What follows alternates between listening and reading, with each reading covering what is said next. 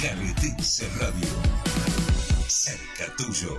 La Municipalidad de Río Gallegos inauguró el 7º gimnasio municipal, el Juan Domingo Perón, ubicado en el corazón de los barrios Municipal, Favaloro y Procrear. Es una inversión concreta del Estado municipal que amplía el acceso al deporte y la inclusión social. Más de 10.000 vecinos y vecinas ya están participando de las propuestas deportivas municipales. Río Gallegos, tu capital. Pablo Grasso, intendente. 13 minutos nos separan de la hora 14. Avanzamos en Info Radio con un invitado acá en el piso, en la radio, para hablar de varios temas, pero lo vamos a presentar primero. Se trata del dirigente político Omar Latini. ¿Qué tal, Omar? ¿Cómo estás? ¿Qué tal, Roberto? Buenas tardes, Roberto. Gracias por venir. Y gracias siempre a ustedes por la invitación. Bueno, ayer una fecha muy significativa para la gran mayoría de los argentinos, ¿no? 50 años del aniversario del golpe del 76. ¿Cómo lo viviste, Omar? Sé que participaste de las actividades que hubo en Caleta. ¿Cómo se vive esa fecha? Mirá, primero destacar la participación ayer, tanto de los compañeros del Partido Obrero, como de los sindicatos que tomaron la iniciativa de convocar, de hacer una marcha, de los artistas que también se convocaron en la Plaza 20 de Noviembre, con fotos recordando a los 19 detenidos desaparecidos de Santa Cruz. Con exposiciones. La verdad que fue muy emotivo, fue fuerte. La presencia de Jorge Montoya, con el recuerdo de su hermano Puño, de don Juan Rivarola, detenido, desaparecido. Así que, bueno, la verdad que ha sido muy importante. Además que en cada rincón del país hubo manifestaciones muy grandes, ¿no? Sí. Se ve por ahí más lo de Buenos Aires, Plaza de Mayo, pero mucha gente en Córdoba, en Santa Fe, Mar del Plata, Bariloche, Neuquén. Comodoro también vi una gran movilización. Y la lectura de eso es que, aquellos que nos tocó, por ser parte de la generación siguiente de nuestros 30.000 compañeros detenidos desaparecidos, de haber sembrado muchas veces en soledad. Recordábamos que en la década del 90 acá éramos 5, 6, 10 en un acto en el Gorosito, no había feriado, no había Día de la Memoria, pero bueno, batallamos porque se sostenga la memoria, me acuerdo de eso, se sepa la verdad y se siga haciendo justicia. Muchos años estuvieron en soledad ustedes. Sí. Recordando esa fecha. Mirá, el primer acto que me tocó organizar, en 24 de marzo del 94, recién asumido como secretario general de la OSAC de Caleta Olivia, y éramos un puñado de compañeros.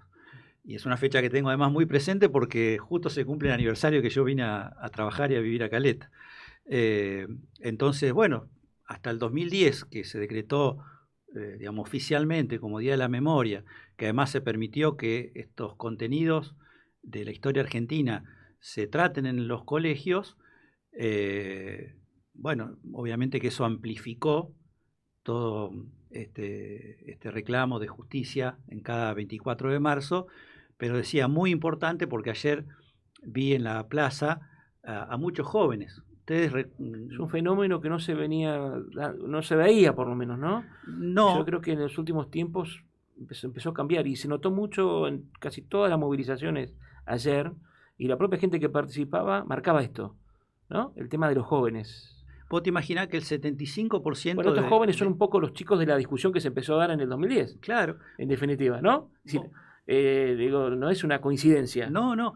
Vos fijate que el 75% de los habitantes de la Argentina no habían nacido en el 76. Sí, un dato también que, claro, ayer 6 de cada 10 argentinos son nacidos después del 83. Yo tenía 12 años cuando se dio el golpe de Estado. Pasé toda mi secundaria bajo la dictadura. 12 años. 12 años, soy del 64. Toda tu adolescencia. Entonces, bueno, obviamente tengo muchos recuerdos de impactos familiares. ¿De dónde sos, Omar, vos? ¿Dónde vivías en esa época? En un pueblito que se llama Vigant, en el sur de Santa Fe, 3.000 habitantes.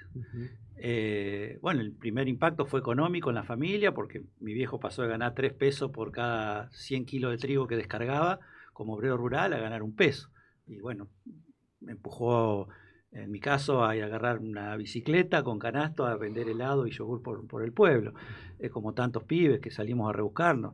Después el clima hostil, digamos, en el mismo colegio. Cuando uno hacía un planteo, llegamos a conformar lo que era el club colegial. ¿Y vos ya eras el latini que fuiste después o más o menos? Y digamos, viste que uno va, obviamente que no, cuando uno es chico, eso es un proceso de la vida, está claro, pero digo, ¿ya tenías esta mirada de la política? Mirá, puedo decir que conservo el fuego de la juventud de indignarme ante la injusticia.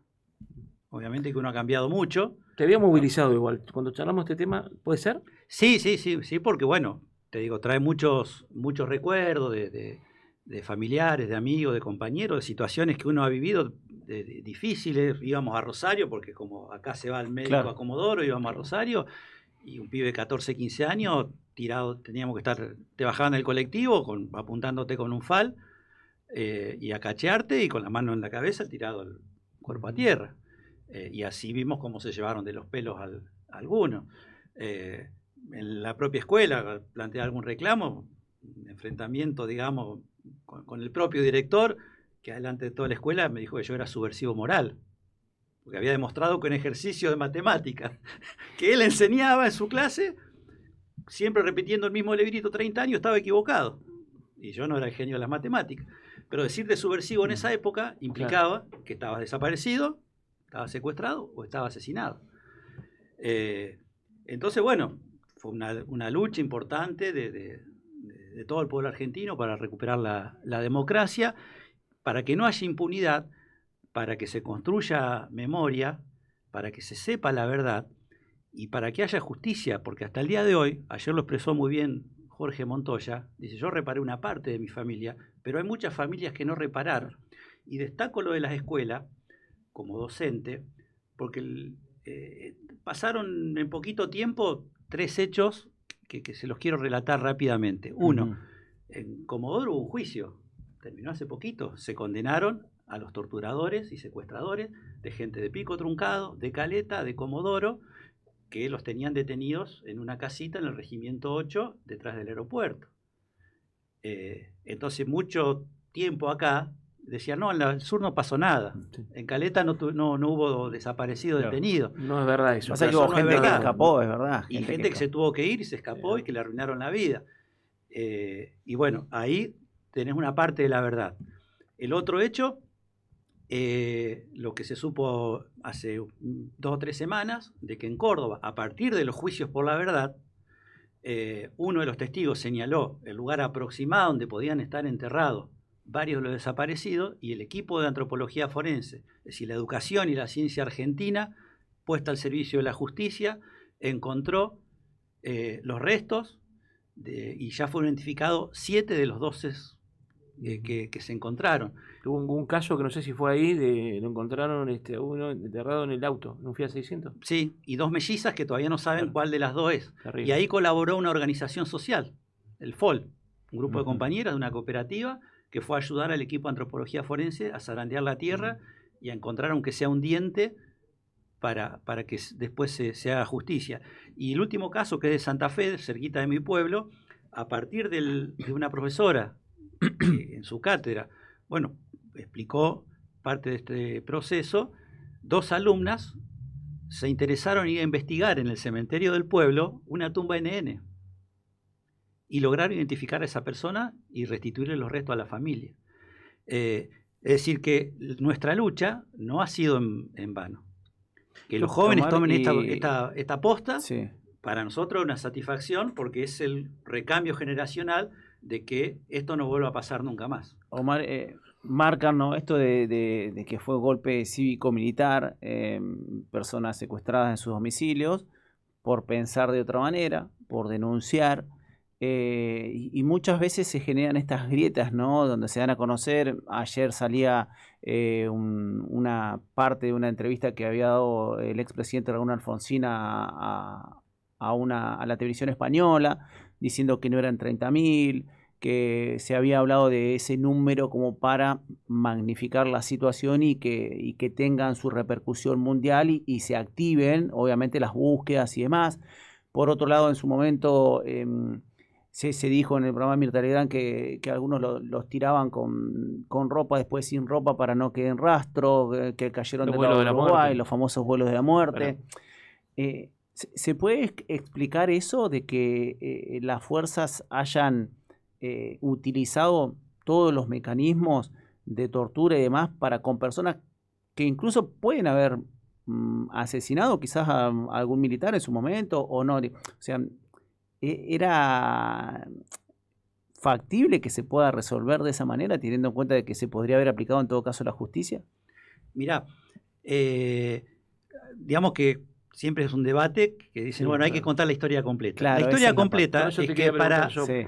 el decreto de aniquilación de las subversiones y de los grupos guerrilleros que operaron en el país, lo firmó Ítalo Argentino Luder, que estuvo como presidente interino por una licencia de María Estela Martínez de Perón. Y a su vez designaron a Videla como jefe del ejército. Para fines del 75, los grupos guerrilleros que operaban en el país ya estaban desmantelados, porque fue el epicentro en Tucumán. Ujú. El golpe cívico-militar, porque la clase, como decimos nosotros, capitalista, la burguesía, los empresarios de la Argentina, muchos de ellos que todavía están y tienen sus empresas, como Madanes Quintanilla de Fate, Sí. ahora que se conoce más, los Blaquier, el ingenio Ledesma en Jujuy, en la Ford de Pacheco, El propio Roca. Paolo Roca, ellos hicieron en febrero del 76 un paro patronal, un lockout, para exigirle a los partidos políticos mayoritarios, peronismo y radicalismo, y a los militares que den un golpe de Estado, para anular las paritarias que habían conquistado la clase obrera de la Argentina en el año del 75. La mayoría de los convenios colectivos que hasta ahora subsisten, y los mejores que se firmaron en este país, fueron del año 75. Los que sobrevivieron de esa época. Después de una gran lucha, una gran huelga, producto de un rodrigazo, un golpe de inflación que había pegado el golpe María Estela Martínez de Perón con su ministro de Economía, Celestino Rodrigo. Frente a ese avance, digamos, de conquista de la clase obrera, los empresarios fueron a golpear la puerta de los cuarteles. Y lo que vino después del golpe militar no fueron enfrentamientos armados entre grupos armados. Se fue a secuestrar a los delegados fabriles. Sí, sí. Ha demostrado que la guerrilla ya estaba terminada. No por casualidad, de los 300 y pico de intendentes que tenía la dictadura en ciudades importantes, 170 eran del Partido Radical, 150 del peronista y algunos de los demócratas progresistas. De hecho, había fuerzas políticas, por eso decimos que es un golpe cívico-militar. En Caleta quedó Pagano, que era intendente del peronismo, y después llegó Prades.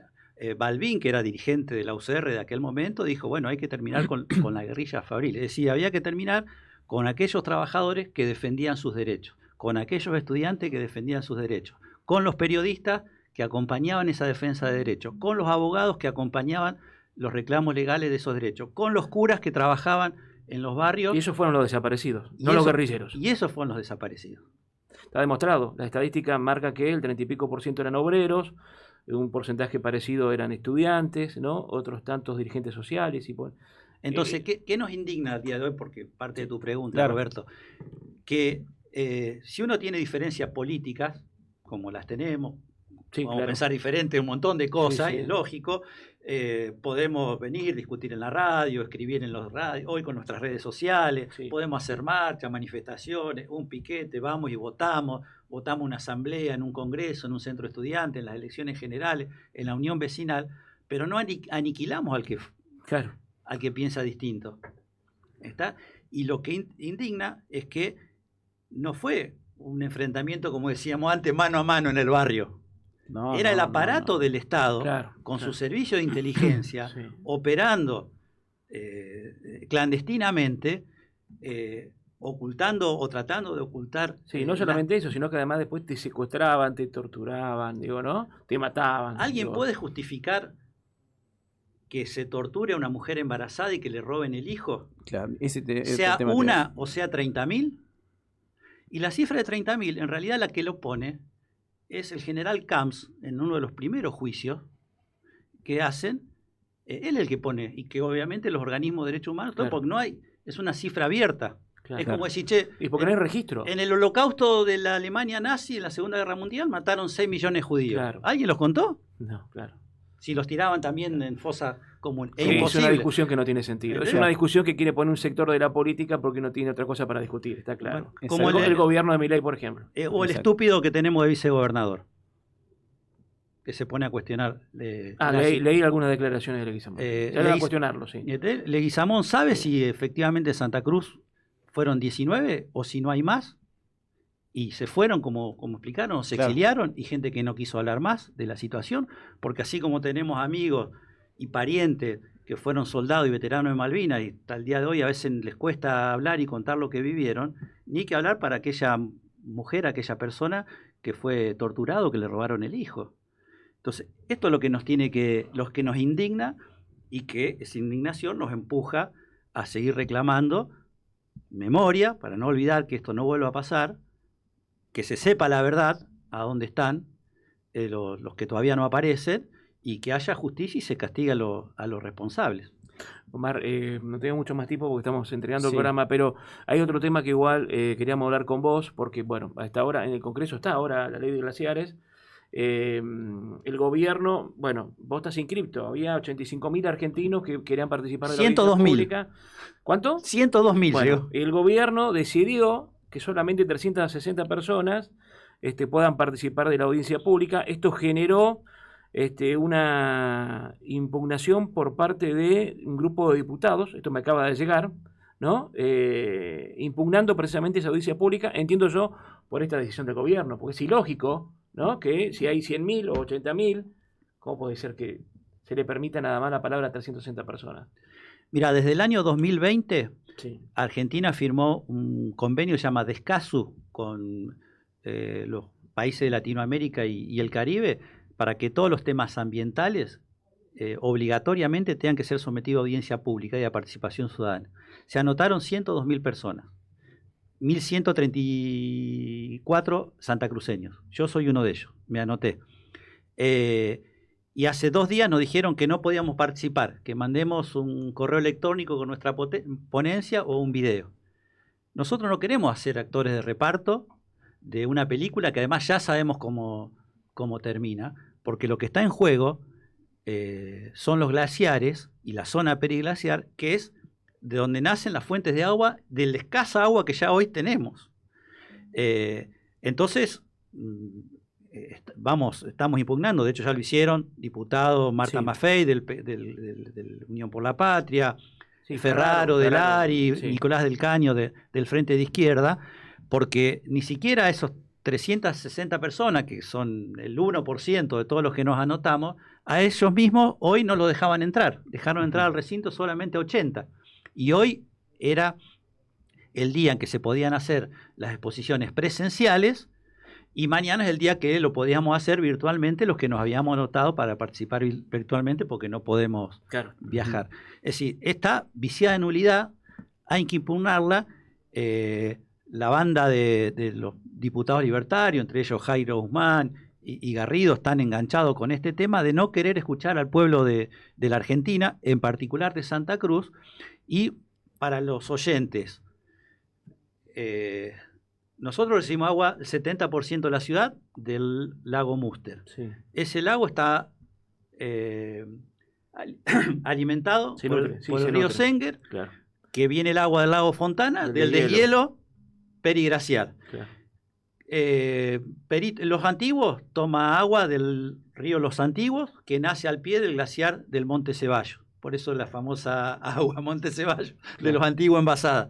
Perito Moreno, Las Heras, Caique, Truncado, Telier, Jaramillo, Firroy, Puerto Deseado, sacan agua de las napas de la cuenca del Deseado, que nace de la meseta del lago Buenos Aires, donde cae todo el deshielo justamente del Monte Ceballos. Entonces nos afecta directamente. Nosotros no queremos los glaciares solamente para sacarnos una foto. El glaciar Viedma alimenta el Chaltén, el glaciar Perito Moreno llega a través del río Santa Cruz, le da vida a Puerto Santa Cruz y a Piedrabuena. Entonces nos están queriendo intervenir la fuente de agua, y nosotros, sobre todo en Caleta, sabemos lo que significa estar sin agua, y eso es lo que queríamos decir en la Claro, en la audiencia en pública. la audiencia pública, en Y definitiva. ahora no te dejan. Y ahora no me dejan. La última cortita, le agradecemos Sí. a los chicos ahí que nos están bancando. Desaparece el programa Volver al Trabajo. Consulta a la gente con respecto a este tema. Va a cambiar por voucher.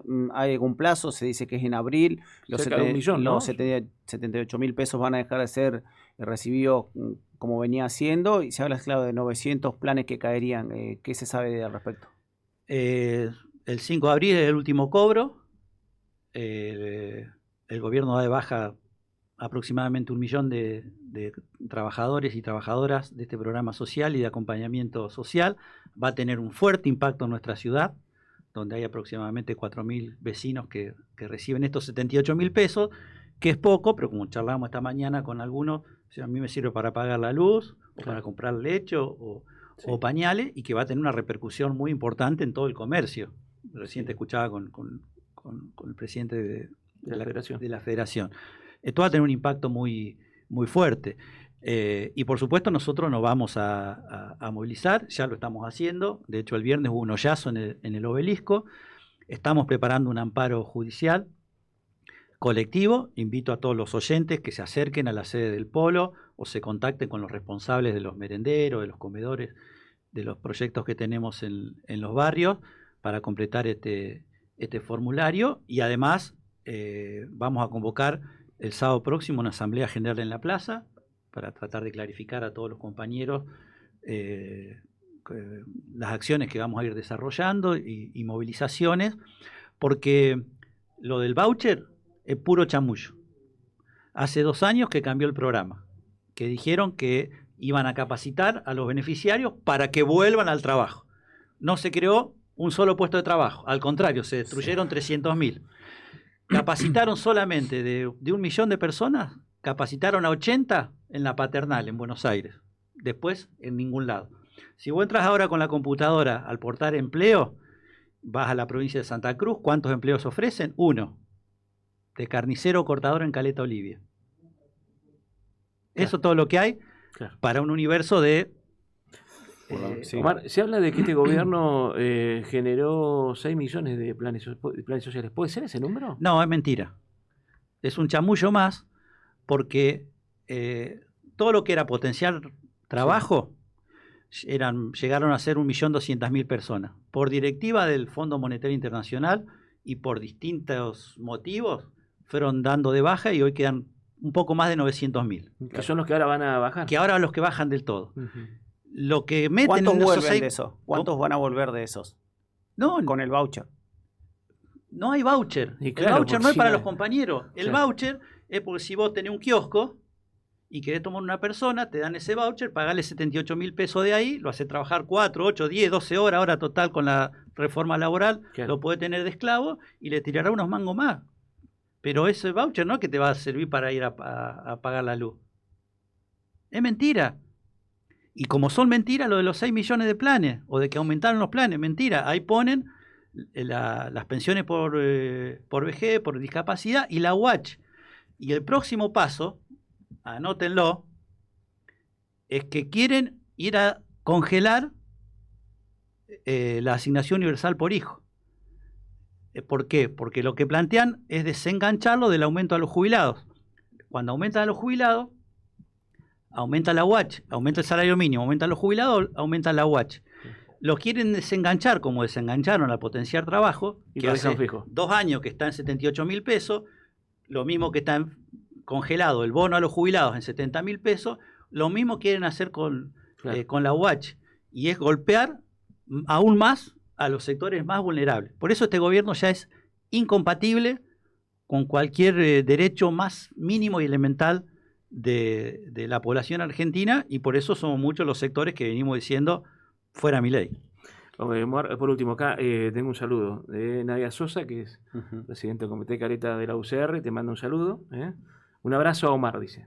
Bueno, Nadia Sosa. se agradece de militante a militante. Así es. Omar Latini, justamente dirigente de Caleta Olivia, haciendo un repaso de lo que ha sido estos 50 años del golpe militar en nuestro país y obviamente abordando algunos otros temas que ampliaremos en los próximos días también. Omar, gracias por visitarnos. Gracias a ustedes. Así nos despedimos nosotros de Info Radio. Mañana nos volvemos a encontrar. Buena jornada. Chau, chau.